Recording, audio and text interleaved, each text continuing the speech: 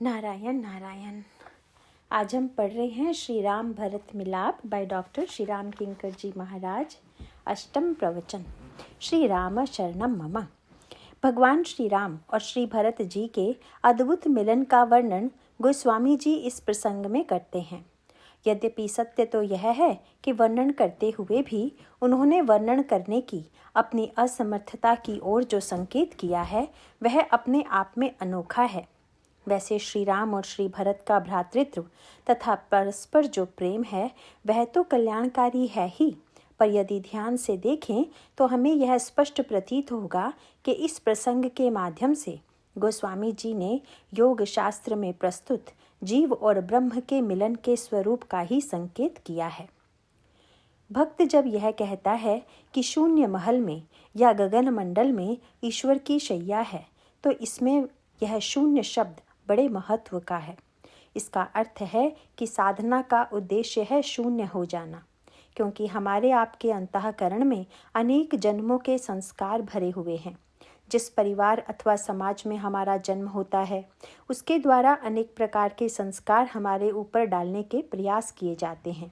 ये संस्कार कल्याणकारी भी होते हैं तथा अकल्याणकारी भी होते हैं, किंतु गगन मंडल में या शून्य महल में मिलन का अर्थ है कि जब तक हम इन संस्कारों से शून्य नहीं हो जाते तब तक ईश्वर से हमारा मिलन नहीं हो सकता। इसी स्थिति को प्राप्त करने के लिए महर्षि पातंजल योग दर्शन में एक साधना क्रम का वर्णन करते हैं। व्यक्ति पहले तो अपने आप को शरीर के रूप में ही देखता है, और यदि प्रारंभ में ही उसे यह बताने या रटाने की चेष्टा की जाए कि शरीर तो मिथ्या है, तो यह कल्याणकारी स्थिति नहीं है। इसलिए उसके भीतर यह संस्कार डालने की चेष्टा की जाती है कि जिस पिता ने इस मानव शरीर को जन्म दिया है हम उसके कितने ऋणी हैं। जिस माँ ने अपने गर्भ में धारण किया है, कष्ट सहकर लालन पालन किया है, उसको हम सम्मान दें, उसकी आज्ञा का पालन करें। प्रारंभिक अवस्था में ही हमें लक्ष्मण जी का वह वाक्य नहीं दोहरा देना चाहिए जिसका वर्णन मानस में भगवान राम के वनगमन प्रसंग में आता है। भगवान राम श्री लक्ष्मण जी को समझाते हुए कहते हैं कि तुम अयोध्या में रहकर माता पिता की सेवा करो, क्योंकि भवन भरत रिपुसूदन नाही, राउ वृद्ध मम दुख मन माही। रहु करहु सब कर परितोषु, नतरु तात होई बड़ दोषु। कर्म सिद्धांत बताता है कि क्या करना चाहिए और क्या नहीं करना चाहिए। गोस्वामी जी इसी का संकेत करते हुए मानस में कहते हैं कि विधि निषेधमय कलिमल हरणी, कर्म कथा रविनंदनी बरनी। कर्मशास्त्र पाप पुण्य की व्याख्या करता है, जिससे कि हम पाप छोड़ने की चेष्टा करें और पुण्य कार्यों का संपादन करें, दोषों का परित्याग करें और गुणों को स्वीकार करें। भगवान राम लक्ष्मण जी से कहते हैं कि यदि तुम मेरे साथ चलने का हठ करोगे तो तुम्हारे द्वारा कर्तव्यों की उपेक्षा होगी। पिताजी को मेरा दुख है, भरत भाई यहाँ नहीं है और फिर राज्य को भी संभालना पड़ेगा, अतः तुम्हारा यहाँ रुकना आवश्यक है। भगवान राम ने कहा कि शास्त्र कहते हैं कि जिस राजा के राज्य में प्रजा दुखी होती है उसे अवश्य नरक में जाना पड़ता है। इसीलिए जब तक भरत आकर राज्य नहीं संभाल लेते तब तक तुम्हारा कर्तव्य है कि इसकी व्यवस्था करो। इस प्रकार भगवान श्री राम ने जो उपदेश दिया वह बड़ा ही उत्कृष्ट है। हमारे शास्त्रों में माता पिता पुत्र राजा प्रजा सेवक और सचिव आदि सबके कर्तव्यों का वर्णन किया गया है। पर भगवान श्री राम का उपदेश सुनकर श्री लक्ष्मण जी ने जो उत्तर दिया वह उत्तर तो आजकल न जाने कितने लड़के दिया ही करते हैं। लक्ष्मण जी ने भगवान राम से कह दिया, गुरु पितु मातु न जानऊं कहूँ। मैं गुरु माता पिता किसी को नहीं जानता, आप ही केवल एकमात्र मेरे स्वामी हैं। अब यहाँ पर भगवान राम और लक्ष्मण जी के वाक्यों में भिन्नता दिखाई देती है, पर लक्ष्मण जी को यह बोलने का अधिकार है, क्योंकि यदि आपको यह भान है कि आप शरीर हैं तो शरीर के नातों को नकार देना, उनको महत्व न देना, यह तो अधर्म और पाप है। और लक्ष्मण जी भी यदि शरीर में होते तो उन्हें प्रभु का उपदेश स्वीकार करना चाहिए था और वे स्वीकार करते, पर वे शरीर में नहीं थे। गोस्वामी जी कहते हैं कि जब प्रभु ने लक्ष्मण जी की ओर देखा तो उन्हें स्पष्ट दिखाई दिया कि लक्ष्मण न तो देह है और न ही गेह है। रामायण की पंक्ति यही है, राम बिलो की बंधु कर जोरे, देह गेह सब सन तृण तोरे। आप अनजाने में ही जब तिनके को तोड़ देते हैं तो वह पाप या पुण्य नहीं है। वैसे ही लक्ष्मण जी सहज रूप से इतने ऊपर उठे हुए हैं कि वे देह के नाते तो जानते ही नहीं, अतः उनका यह वाक्य अनर्थकारी नहीं है। इसीलिए हम पहले यह ठीक तरह से जान लें कि हम कहाँ हैं। एक सज्जन मुझे मिले और उन्होंने गीता की एक पंक्ति उद्धृत की जिसमें कहा गया है कि सब कुछ ईश्वर के द्वारा ही किया जाता है। मैंने उनसे कहा कि यदि आप गीता की पंक्ति केवल दोहरा रहे हैं तो यह ठीक नहीं है, पर हाँ, यदि स्वयं ऐसा अनुभव कर रहे हैं तो फिर सही है, क्योंकि स्वयं भगवान भी गीता के अलग अलग प्रसंगों में अलग अलग वाक्य कहते हैं। कहीं पर भगवान कहते हैं कि जीव प्रकृति पर वश होकर कर्म करने के लिए बाध्य है, तो कहीं भगवान कहते हैं ईश्वर सर्वभूतानां हृदयेशे अर्जुन तिष्ठति ब्राह्म्यन् सर्वभूतानि यंत्रारूढ़ानि मायया। ईश्वर ही माया के माध्यम से सारे संसार को चला रहा है। पर एक दूसरे स्थल पर अर्जुन के यह कहने पर कि मनुष्य बहुत से कार्यों को न चाहते हुए भी करता हुआ दिखाई देता है, ऐसा क्यों? उस समय उन्हीं श्री कृष्ण ने एक सर्वथा भिन्न बात कही। वे कह सकते थे कि मैं ही उससे ऐसा कराता हूँ, पर वे ऐसा नहीं कहते। अर्जुन ने पूछा, अन्निच्छन्नपि वार्ष्णेय बलादेव नियोजितः, महाराज कर्म कौन कराता है? और तब आप जरा भगवान का उत्तर पढ़ें। वे कहते हैं काम एष क्रोध एष रजोगुण समुद्भवः। वस्तुतः तुम्हारी इच्छा के विरुद्ध जो कार्य कराता है वह तुम्हारे अंतर जीवन में छिपा हुआ काम है। क्रोध है, लोभ है, अहंकार है। महाशनो महापापमा विद्येनेह मिह वैरिणम। ये महापापी हैं, इन्हें निश्चित रूप से समाप्त करना चाहिए। अब यदि हम ध्यान से देखें तो ये वाक्य परस्पर विरोधी लगते हैं, पर इसका सीधा सा अर्थ है कि आप जिस कक्षा में हैं वही वाक्य आपके लिए उपयोगी हैं। भगवान राम इसीलिए अयोध्या के नागरिकों को जब उपदेश देते हैं तो यह नहीं कहते कि जो कुछ कराता है ईश्वर कराता है, अपितु वे कहते हैं मित्रों, यह शरीर एक नौका के समान है और यह संसार समुद्र है। एक व्यक्ति नौका के उलट जाने के कारण डूब जाता है, पर दूसरा व्यक्ति नौका को सही ढंग से चलाकर पार हो जाता है। प्रभु ने कहा कि इसी प्रकार ईश्वर ने आपको शरीर रूपी नौका दी है और कर्णधार सदगुरु, गुरु ही उस नौका के संचालक हैं। अब पूछा जा सकता है, महाराज तो फिर क्या आपकी कोई भूमिका नहीं है? इस पर वे कहते हैं कि नरतन भव बारिधि कहूँ बेरो, सन्मुख मरुत अनुग्रह मेरो। मेरी जो कृपा है वही अनुकूल वायु है। आपने देखा होगा कि यदि हवा प्रतिकूल बहने लगे तो नौका को चला पाना कर्णधार के लिए भी कठिन हो जाता है, पर यदि अनुकूल अर्थात पीछे की दिशा से हवा बहे तो नौका सरलता से पार हो जाती है। इसीलिए प्रभु का वाक्य है, जो न तरई भव सागर नर समाज अस पाई, सोकृत निंदक मंदमती आत्माहन गति जाय।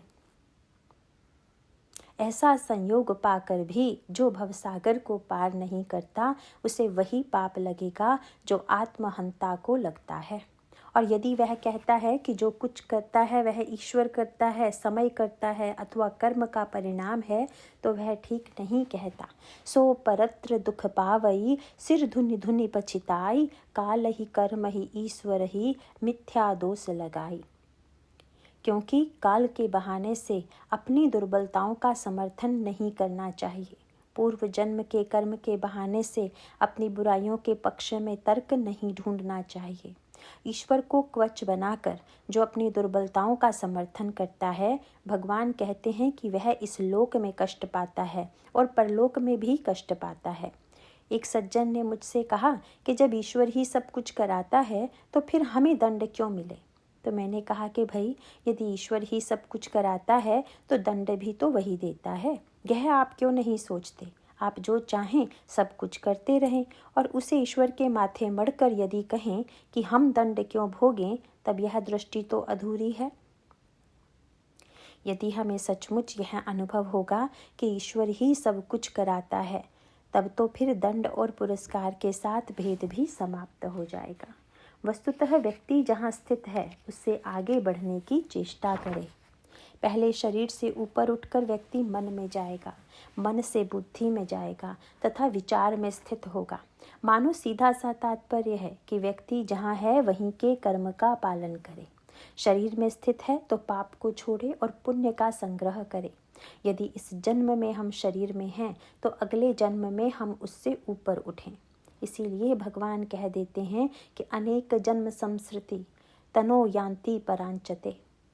वस्तुतः मिलन का स्वरूप जो बताया गया है उसमें यही दिखाई देता है कि ईश्वर से मिलन सबसे सरल है और यही सबसे कठिन भी है। सरल इसलिए कि यदि ईश्वर हमसे दूर होता तब तो प्रयत्न करके उस तक पहुंचना पड़ता, दूरी बाधक बनती। पर जब यह कहा जाता है कि ईश्वर हमारे हृदय में ही निवास करता है, तब तो उससे बढ़कर निकट भला और कौन होगा।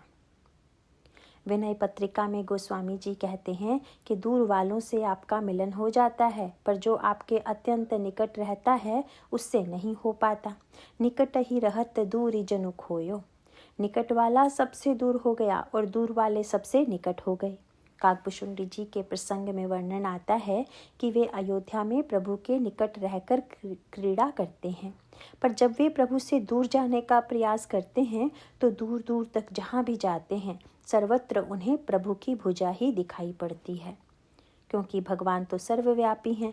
अंत में वे कहते हैं, ब्रह्मलोक लगी गयऊँ मैं, चितियों पाछ उड़ात, जुग अंगुल कर बीच सम, राम भुजहि मोहितात। हजारों मील की दूरी पार करना सरल है, पर यह 2 अंगुल की दूरी पार करने में नहीं आ पाती। यही तो निकट ही रहत दूरी जनु खोयो की स्थिति है।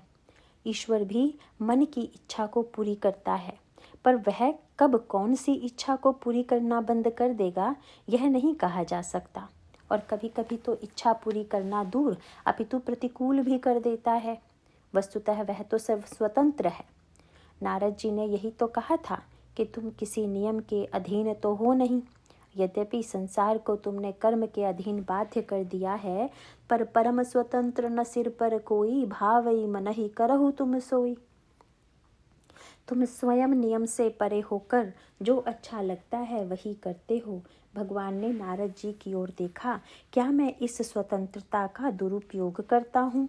उन्होंने कहा, हाँ, तुम्हारा तो एक ही काम है, भले ही मंद मंद ही भल करहूँ। तुम भले को बुरा बना देते हो और बुरे को भला बना देते हो। उनका संकेत अपनी ओर था कि मैं साधु वेश में इतना सम्मान पाता रहा, पर तुमने मुझे बंदर की आकृति दे दी। भले ही मंद मंद ही भल करहूँ, विस्मय हरस नहीं कछु धरहूँ। ईश्वर जब हमारी इच्छा पूरी करता है तब तो हम गदगद कंठ से यह कहते हैं कि वह बड़ा कृपालु है, पर जब कभी वह हमारी इच्छा के विरुद्ध कुछ कर देता है तो हम उसे उलाहना देते हैं। यद्यपि नारद जी की उलाहना घंटे याद घंटे की ही रही होगी, पर हम लोग तो जीवन भर ही उलाहना देते रह जाते हैं। पर एक समय जीवन में व्यक्ति इस स्थिति में पहुंच जाता है कि जब वह समझ जाता है कि कामना को छोड़ने की ही आवश्यकता है। विचार के द्वारा वह जान जाता है कि यह सृष्टि दुख सुख गुण दोष से मिली हुई है, इसलिए विधान के द्वारा हमें जो कुछ मिला हुआ है उपलब्ध है, उससे ही हम अपने आप को शांत बनाने की चेष्टा करें। विचार चाहे प्रारब्ध कर्म मानकर अथवा अपने किसी कर्म का परिणाम मानकर किया जाए, किंतु उसमें स्थित होने के बाद वही प्रतीत होता है, जैसा लक्ष्मण जी ने कहा कि मोह निशा सब सोव निहारा, देखई सपन अनेक प्रकारा, सपने होई बृखारी नृप, रंक नाक पति होई, जागे लाभ न हानि कछु, तिमि प्रपंच जिय जोई। जब हम विचार में स्थित होते हैं तो लगता है कि यह संसार तो स्वप्नवत है, पर याद रखिए, जब सचमुच संसार ऐसा दिखाई देने लगे तब मानिए। केवल इस पंक्ति को दोहराते मत जाइए। यह वाक्य लक्ष्मण जी की वाणी के अनुकूल है और उसे सुनकर निषाद राज के मन में सुख दुख को लेकर जो एक भ्रम उत्पन्न हो गया था, भगवान राम को वे दुखी मान बैठे थे, वह भ्रम मिट जाता है। वे विवेक में स्थित हो जाते हैं, पर विवेक भी अंतिम वस्तु नहीं है, क्योंकि कभी कभी हमारी बुद्धि भी हमें धोखा दे देती है। तब व्यक्ति को और भी आगे जाने की आवश्यकता है। श्री भरत और राम का मिलन कैसा है? मिलन तो वस्तुतः उनमें होता है जो दूर हो। रामचरितमानस में वर्णन आता है कि प्रभु उपवन में अपने परिवार और पुरजनों के बीच विचार में निमग्न थे। उसी समय सनक, सनंदन, सनातन और सनत कुमार, ये चारों महापुरुष आ गए। प्रभु ने महात्माओं को देखा तो उठकर खड़े हो गए और उनके चरणों में साष्टांग प्रणाम किया तथा अपना पीताम्बर उतार कर उनके बैठने के लिए बिछा दिया। देखी राम मुनि आवत, हर्षि दंडवत कीन्ह, स्वागत पूछी पीतपट, प्रभु बैठन कह दीन। मुनिगण जब प्रेम और भक्ति का वरदान प्राप्त करके चले गए तो श्री भरत जी के हृदय में यह जानने की इच्छा उत्पन्न हुई कि प्रभु जिन संतों को इतना सम्मान देते हैं, उन संतों का लक्षण क्या है। लेकिन समस्या यह थी कि पूछे कैसे, क्योंकि प्रभु से दृष्टि मिलाने का साहस भी श्री भरत ने जीवन में कभी नहीं किया।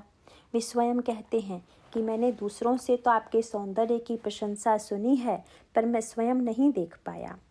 महु स्नेह सकोच बस सन्मुख कहे न बैन, दर्शन तृपित न आजु लगी, प्रेम पिया से नैन। संसार के अन्य भक्तगण दर्शन प्राप्त करके नेत्रों को तृप्त कर चुके, पर मेरे नेत्र तो आज भी प्यासे ही बने हुए हैं। श्री भरत जी ने श्री हनुमान की ओर देखा। हनुमान जी ने प्रभु के चरणों में प्रणाम किया। प्रभु ने हनुमान जी से कहा, कुछ पूछना चाहते हो क्या? महाराज, मैं तो नहीं पूछना चाहता, किंतु नाथ भरत कछु पूछन चाहि। श्री भरत अवश्य कुछ पूछना चाहते हैं, पर पूछ तो तुम रहे हो। नहीं महाराज, समस्या यह है कि प्रश्न करत मन सकुचत अहि। वे स्वयं प्रश्न करने में संकोच का अनुभव कर रहे हैं, किंतु जिज्ञासा इन्हीं के हृदय की है। प्रभु ने तुरंत कहा, हनुमान, तुम जानते ही हो, तुम जानहु कपि मोर सुभाऊ, भरत ही मोहि कछु अंतर काऊ। भरत और मुझ में कुछ अंतर है क्या? वे तो मुझसे अभिन्न हैं। इस प्रकार यह कहा जा सकता है कि श्री भरत भगवान राम के निकट ही नहीं, अभिन्न हैं। इसीलिए मिलन की कोई बात ही नहीं है। पर श्री भरत के चरित्र का मूल तत्व यही है कि यदि हम भगवान से मिलना चाहें तो जिस साधना पद्धति की आवश्यकता होती है, उसका परिचय हमें श्री भरत के चरित्र के द्वारा ही मिलता है। कोई भी यह कह सकता है कि मैं शरीर नहीं हूँ। अष्टावक्र गीता को पढ़ने वाला अध्येता कहते हैं कि हम तो चिदानंद रूप शिवोहम हैं, पर श्री भरत में तो साधना का अनुपम तत्व विद्यमान है। वे कहते हैं, यद्यपि जन्म को मातुते मैं सठ सदा सदोष। मेरा जन्म कुमाता से हुआ है। वे कैकेयी जी से भी यही कहते हैं, हंस बंसु दशरथ जनकु, राम लखन से भाई, जननी तू जननी भई, विधि सन कछु न बसाई। सूर्य वंश में मेरा जन्म हुआ, दशरथ जैसे पिता और राम लक्ष्मण जैसे भाई हैं, पर तुम मेरी माँ हो गई। ब्रह्मा के क्रियाकलाप पर कोई वश नहीं। और जब वे ऐसा कहते हैं तो मानो शरीर की सत्ता को सत्य मानकर ही तो कहते हैं।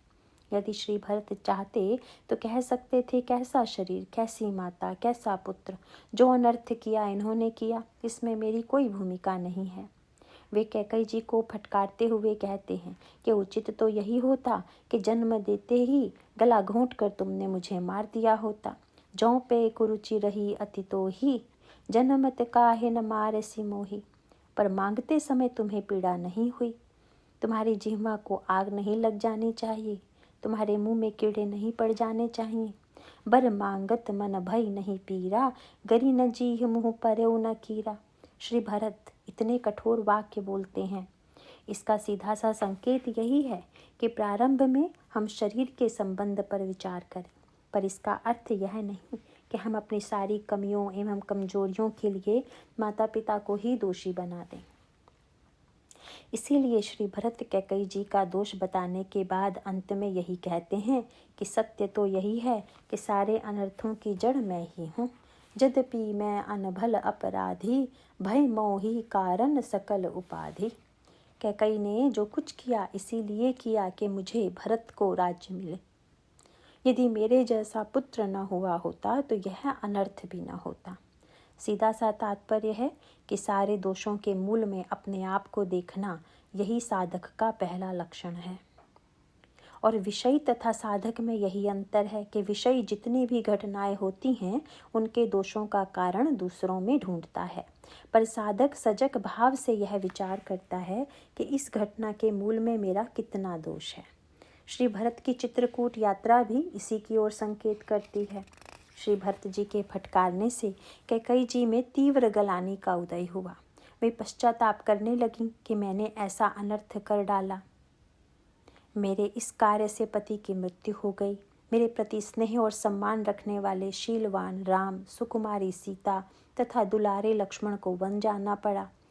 उनकी मनस्थिति का वर्णन करते हुए गोस्वामी जी कहते हैं कि गरई गलाने कुटिल कैकेयी, काहि कहै केहि दूषण देई। चाहती तो कैकेयी बहाना भी बना सकती थी कि मेरी बुद्धि तो बिल्कुल ठीक थी, इसी दुष्टा मंथरा ने झगड़ा लगा दिया, अतः इसी को मारो, किंतु ऐसा नहीं हुआ। वस्तुतः यह ग्लानि और पश्चाताप जिसका श्री गणेश श्री भरत के द्वारा हुआ, वह श्री भरत के लिए ही नहीं वरन सभी साधकों के लिए आवश्यक है। श्री भरत इस समस्या का उपाय इस रूप में ढूंढते हैं कि हम सब प्रभु के निकट जाकर उनका दर्शन करें, उन्हें लौटा कर वापस लाएं। मानो ग्लानि और पश्चाताप की सार्थकता तभी है कि जब वे प्रभु की ओर सक्रिय रूप से बढ़ने की प्रेरणा दें। श्री भरत जी ग्लानि और पश्चाताप से प्रभु की ओर जा रहे हैं। कभी उनके पग तेजी से बढ़ते हैं, कभी धीरे हो जाते हैं और कभी कभी तो रुक जाते हैं। कभी कभी उनका मन होता है कि वे पीछे लौट जाएं। गोस्वामी जी ने उनकी मनस्थिति का चित्र प्रस्तुत करते हुए कहा कि फेरत मनहु मातु कृत खोरी। माँ ने मुझे राज्य प्राप्त कराने के लिए कितना बड़ा अनर्थ किया। जब इसका स्मरण आता है तो लगता है कि कौन सा मुंह लेकर प्रभु के सामने जाऊं। इसीलिए मन होता है नहीं जाना चाहिए, पीछे लौट चलना चाहिए। यह ग्लानि व्यक्ति को ईश्वर से विमुख न बनाए, यह भी ध्यान रखना आवश्यक है। इसीलिए गोस्वामी जी ने कहा कि फेरति मनहु मातु कृत खोरी और चलत भगति बल धीरज धोरी। भरत दसात ही अवसर तैसी, जल प्रवाह जल अली गति जैसी। आपने देखा होगा कि जल अली जल के प्रवाह के साथ कभी आगे बढ़ती है और कभी कभी पीछे की ओर भी जाती है। यही साधक की भी दशा है। साधक की दशा में कभी तीव्रता, कभी अवरोध और कभी कभी विपरीत स्थिति भी दिखाई देती है, पर अंत में साधक नैराश्य तथा ग्लानि से छूटकर प्रभु के विश्वास के आश्रय से प्रभु की दिशा में आगे बढ़ता है। यह विश्वास श्री भरत जी के जीवन में भी दिखाई देता है। वे सोचते हैं कि यद्यपि जन्म कुमातु ते, मैं सठु सदा सदोष, आपनि जानि न त्यागी हहीं, मोहि रघुबीर भरोस।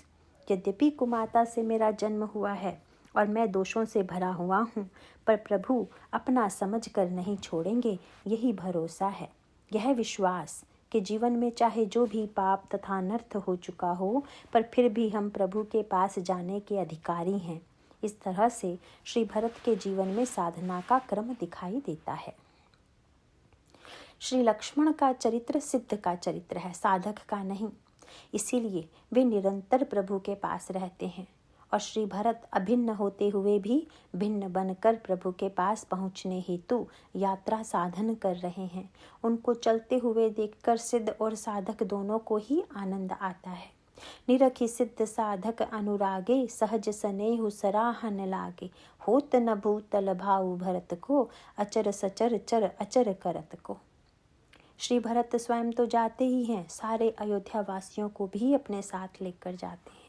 इतना ही नहीं, जिन महारानी कैकेयी के द्वारा इतना बड़ा अनर्थ हुआ है, उनको भी प्रभु के पास ले आए।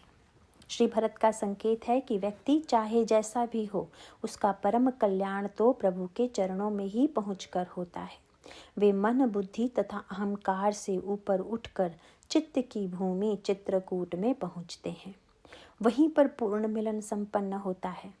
यहाँ पर गोस्वामी जी ने भक्ति, प्रेम तथा योग की जिस पराकाष्ठा का वर्णन किया है, आइए उस पर संक्षेप में एक दृष्टि डालें। प्रश्न यह है कि भक्ति सरल है या कठिन? तो इसका उत्तर है कि भक्ति अत्यंत सरल है और अत्यंत कठिन भी है। गोस्वामी जी कहते हैं कि जिसके मुंह से धोखे से भी राम नाम निकल जाता है, तुलसी जिनके मुखन ते धोके हूँ निकसत राम, तिनके पग की पानही मेरो तन को चाम।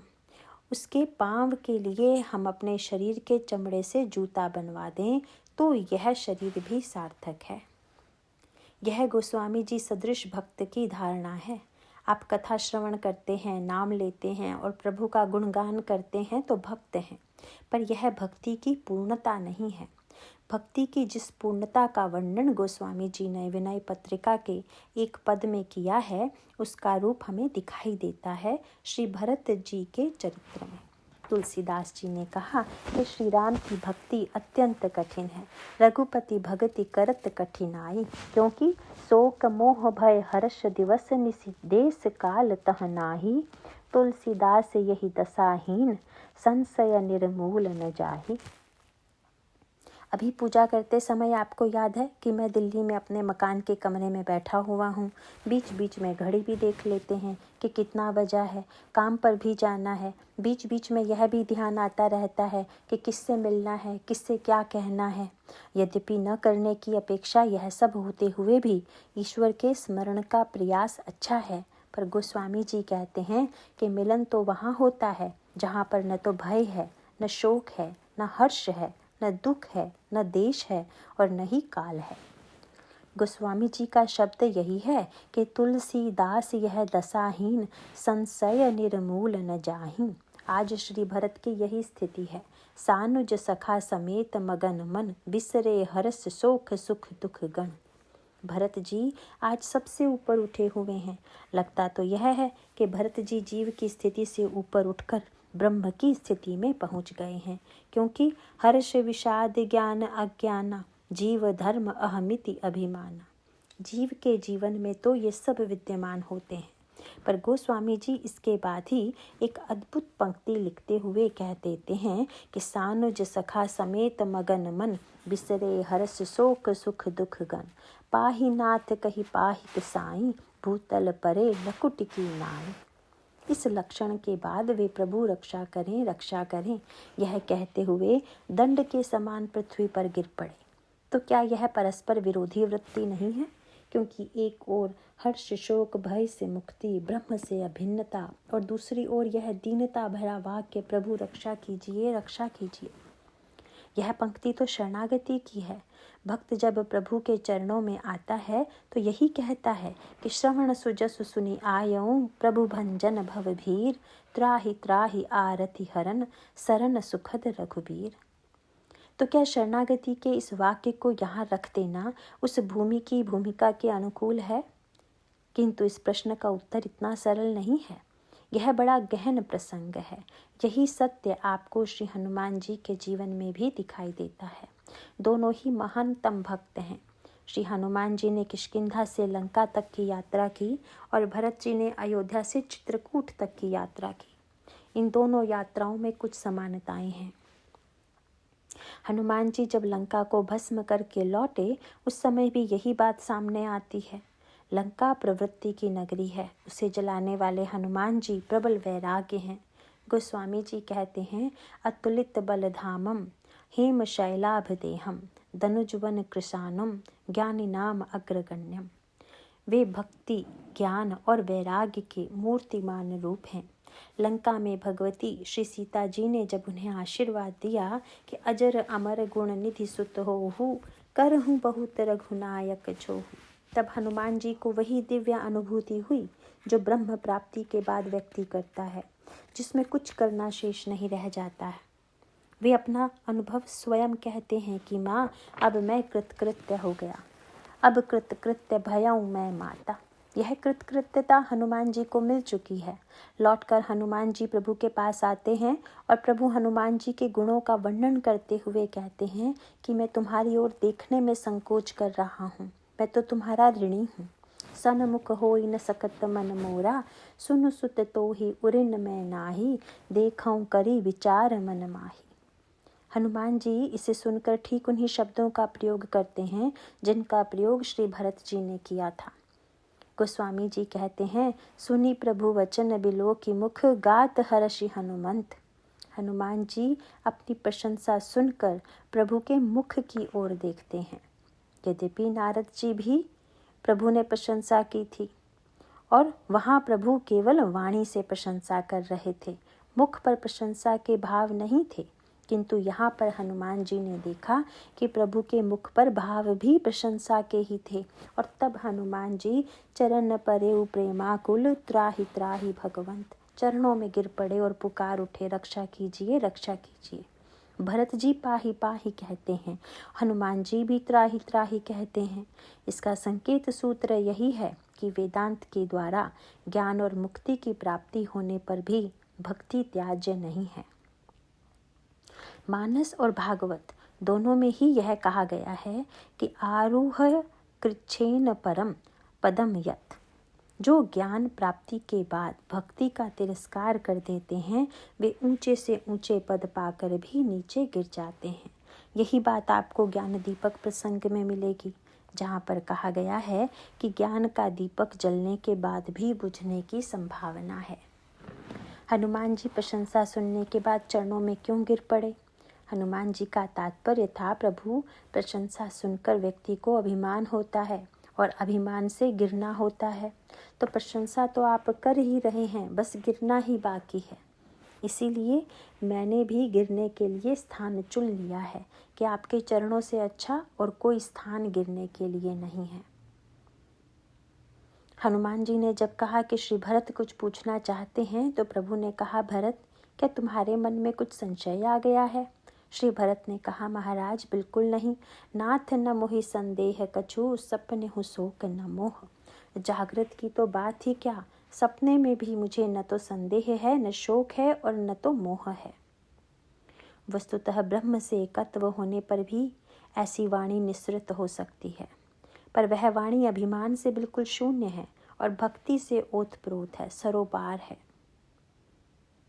भगवान राम के राज्याभिषेक के अवसर पर स्तुति करते हुए वेद यही बात कहते हैं कि जे ज्ञान मान विमत्त तव भव हर निभक्ति न आधरी, ते पाई सुर दुर्लभ पदादपि परत हम देखत हरि। जो ज्ञान पाकर अभिमानी बनते हैं और आपकी भक्ति का आदर नहीं पा करते, वे पतोन्मुख हो जाते हैं। किंतु भक्त बड़े चतुर हैं। श्री भरत ने जब यह कहा कि तुझ में मोह शोक और भ्रम नहीं है तो प्रभु बड़े प्रसन्न हुए। चलो इतने दिन बाद ही सही, भरत सिद्धों की भाषा बोला तो, पर श्री भरत का अगला वाक्य सुनकर प्रभु मुस्कुराने लगे। श्री भरत जी ने कहा कि यह शोक मोह और संदेह से मुक्ति मेरे किसी पुरुषार्थ का परिणाम न होकर केवल आपकी कृपा का परिणाम है। प्रभु आपने अभी अभी तो यह कहा कि भरत और मुझ में कोई अंतर नहीं है, तो महाराज जब आप में ये सब नहीं है तो फिर आपसे अभिन्न होने के नाते मुझ में भी कैसे हो सकते हैं। नाथ न मोहि संदेह कछु, सपने हु शोक न मोह, केवल कृपा तुम्हारी ही कृपा आनंद संदोह। दैन्य और शरणागति यही रामायण के ज्ञान की परिणति है। यह तो मानो कवच है, इसे कभी भी जाने नहीं देना चाहिए। श्री भरत कहते हैं, पाही नाथ, रक्षा कीजिए प्रभु, मैं आपकी शरण में हूँ और भई शरणागति में गिरने में बड़ा आनंद है।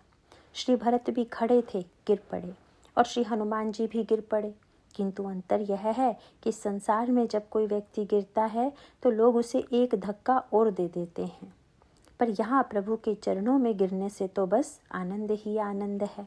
हनुमान जी जब गिरे तो बार बार प्रभु चहाई उठावा, बार बार प्रभु उन्हें हृदय से लगाने को व्यग्र हैं।